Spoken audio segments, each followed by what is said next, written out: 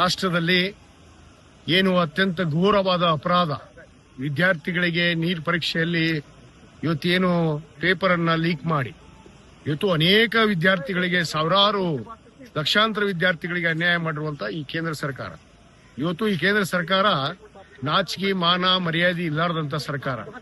ಕೇವಲ ಒಬ್ಬ ಶಿಕ್ಷಣ ಸಚಿವನಿಂದ ಆದಂತ ಈ ಘಟನೆಗೆ ಮನೆಯನ್ನ ಹೊತ್ತು ಅವರನ್ನ ತಕ್ಷಣ ರಾಜೀನಾಮೆ ಕೊಡಬೇಕಾಗಿತ್ತು.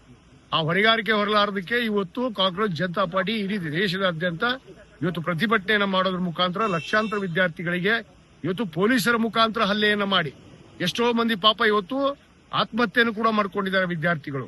ಅವರ ನೋವಿಗೆ ಸ್ಪಂದಿಸದೇ ಇರುವಂತ ಒಂದು ಬಂಡ ಕೆಟ್ಟ ಸರ್ಕಾರ ಇವತ್ತು ದೇಶದಲ್ಲಿ ಯಾವುದಿದೆ ಅಂದ್ರೆ ಅದು ನರೇಂದ್ರ ಮೋದಿ ಸರ್ಕಾರ. ಆ ಧರ್ಮೇಂದ್ರ ಪ್ರಧಾನ್ ಅವರಿಗೆ ತಕ್ಷಣ ರಾಜೀನಾಮೆಯನ್ನು ಕೊಡಬೇಕು. ಇವತ್ತು ನಮ್ಮ ಕಾಂಗ್ರೆಸ್ ರಾಷ್ಟ್ರೀಯ ಅಧ್ಯಕ್ಷರು, ವಿರೋಧ ಪಕ್ಷದ ನಾಯಕರಾದಂತಹ ಸನ್ಮಾನ್ಯ ರಾಹುಲ್ ಗಾಂಧಿ ಅವರು ಈಗಾಗಲೇ ಪ್ರಧಾನಮಂತ್ರಿಯ ಮನೆ ಮುಂದೆನೆ ಇವತ್ತು ನಾವೆಲ್ಲ ಪ್ರತಿಭಟನೆಯನ್ನ ಕೂತಿದ್ದೇವೆ. ಇವತ್ತು ನಮ್ಮ ಸಂಸದರ ಒಳಗೊಂಡಂತೆ ನಮ್ಮ ಎಐಸಿಸಿ ಅಧ್ಯಕ್ಷರಾದಂತ ಸನ್ಮಾನ್ಯ ಮಲ್ಲಿಕಾರ್ಜುನ ಅವರು ಒಳಗೊಂಡಂತೆ ನಮ್ಮ ಮಾನ್ಯ ಮುಖ್ಯಮಂತ್ರಿಗಳಂತ ಸನ್ಮಾನ್ಯ ಡಿ ಕೆ ಶಿವಕುಮಾರ್ ಅವರು ಕೂಡ ಈ ಪ್ರತಿಭಟನೆಯಲ್ಲಿ ಭಾಗವಹಿಸಿದ್ದೇವೆ. ಅನೇಕ ಜನ ಮುಖ್ಯಮಂತ್ರಿಗಳು ಕೂಡ ಇಲ್ಲಿ ಆಗಮಿಸಿದ್ದಾರೆ.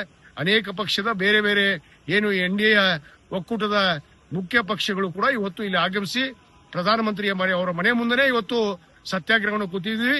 ಧರ್ಮೇಂದ್ರ ಪ್ರಧಾನ್ ಇವತ್ತು ರಾಜೀನಾಮೆ ಕೊಡೋವರೆಗೂ ನಾವು ಬಿಡಲ್ಲ, ರಾಜೀನಾಮೆ ಕೊಡೋವರೆಗೂ ನಾವು ಇಲ್ಲೇ ಕೂಡ್ತೀವಿ ಅನ್ನೋ ಒಂದು ಮಾತನ್ನು ಗಟ್ಟಿಯಾಗಿ ಹೇಳಕ್ಕೆ ಇಚ್ಛಪಡ್ತೇವೆ. ಪೊಲೀಸರು ತಮ್ಮನ್ನ ಅರೆಸ್ಟ್ ಮಾಡ್ಕೊಂಡು ಹೋಗಿದ್ರು ಅಂತ ಪೊಲೀಸರು ಈಗಾಗಲೇ ನಮ್ಮನ್ನ ಅರೆಸ್ಟ್ ಮಾಡಿಕೊಂಡು ಸ್ವಲ್ಪ ದೂರದಲ್ಲಿ ಹೋಗಿ ನಮ್ಮನ್ನ ಬಿಟ್ರು. ಈಗಾಗಲೇ ನಮ್ಮನ್ನ ಎರಡೆರಡು ಬಾರಿ ಅರೆಸ್ಟ್ ಮಾಡೋದು ಅಂದ್ರೆ ಪೊಲೀಸರ ದಬ್ಬಾಳಿಕೆ ಎದ್ದಿದೆ.